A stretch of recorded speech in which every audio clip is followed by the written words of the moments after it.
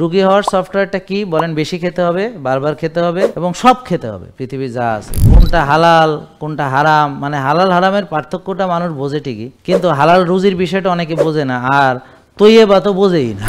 মানে আপনি এমন খাবার খেলেন খুব বিশুদ্ধ কিন্তু বেশি খাইলেন, সেটা তৈয়বা থাকে না। খাবারের পরিমাণের সঙ্গে সেটা কল্যাণ আছে কিনা সেটা নির্ভর করে। আর একজন আগে থেকে খাইতে খাইতে এত বড় বুড়ি বানাইছে, এখন তার সুগার 20, এখন পবিত্র খেজুর খাইলেও সুগার তার হয় 26।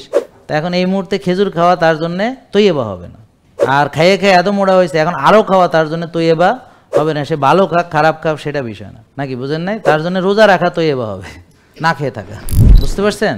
তার মানে তৈয়বা মানে কি? কল্যাণ কোনটাতে আছে, আর খাবারের ভিতরে তাজা কোনটা, প্রকৃত কোনটা, রিয়েল কোনটা, এগুলো অনেক কিছু বিষয় আছে। তৈয়বা শব্দটা শুধু কোরআনে 30 বারের বেশি আসছে।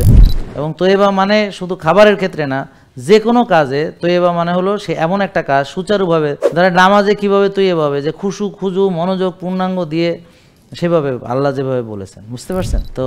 মানে তৈয়ব অনেক কিছু আছে।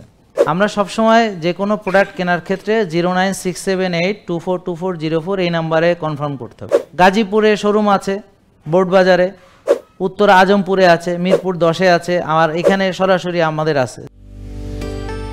জেকে লাইফস্টাইল, ওষুধ মুক্ত সুস্থ জীবন।